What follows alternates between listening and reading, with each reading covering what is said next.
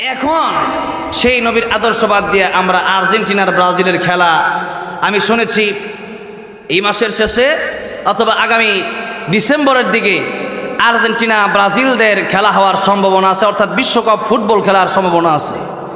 তো এই বিশ্বকাপ ফুটবল খেলা যখনই হয়, রাস্তার মোড়ে মোড়ে বিভিন্ন পর্দা লাগানো হয়, বিভিন্ন জায়গায় বিভিন্ন এলইডি টিভি কিনা হয়, সেখানে সবাই বাজি ধরে সেখানে খেলা দেখে। এটা হালাল না হারাম?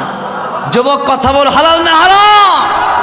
এই আর্জেন্টিনা ব্রাজিল এই খেলা, বাজি খেলা হারাম। যা লুডো খেলে বাজিতে, এই বাজি খেলা হারাম। তো বাজি প্রত্যেকটা খেলা হারাম। সে জায়গার মধ্যে তারা খেলছে, তারা তো এক জায়গায় গুনাহ করতেছে, তাদেরকে আপনি সাপোর্ট করতেছেন কিভাবে? এখনই দেখলাম ঢাকার বিভিন্ন জায়গায় পতাকা নিয়ে ঘুরতেছে আর্জেন্টিনা, ব্রাজিল, জার্মান, পর্তুগাল, এরপরে নেদারল্যান্ড, আর কত দল আছে। তো এই যে এদের পতাকা নিয়ে ঘুরতেছে, এক কয় আমি আর্জেন্টিনা, আরেকজন কয় আমি হইলাম ব্রাজিল, আরেকজন কয় তুই ব্রাজিল, তুই সুর, তুই আর্জেন্টিনা, তুই এইটা। তো মানে এক একজন রেসা দিতেছে। এটা করতে করতে দেখা গেছে একজনে থাপ্পড় মারছে, একজন লাড়ি দিয়ে বাড়ি মারছে।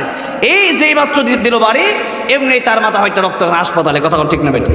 শুধু তাই না, আর্জেন্টিনা ব্রাজিলের খেলা দেখার কারণে আজকে আমাদের যুবক রাত নামাজের খবর নেই, আর্জেন্টিনা খেলা দেখতেছে। হ্যাঁ, ইহুদিদের খবর নেই, সারাদিন টিভির ভিতরে বসে আছে। আর্জেন্টিনা আর ব্রাজিল, এই মেসি, এই নেইমার, তারা তো তোমার জান্নাতে নিয়ে যেতে পারবে না।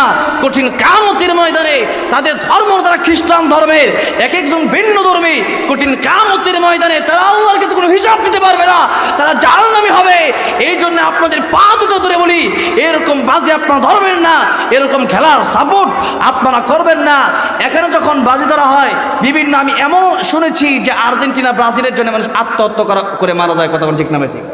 তো চিন্তা করেন, তার জন্য আত্মহত্যা করে মারা যায়। আপনি একটা ফোন দিয়া বললেন যে ও মেসি সাহেব বা ও নেইমার সাহেব, আমি আপনার ভক্ত, কি বলে আপনারা দেখেন, কি বলে এতটুকু দেখেন।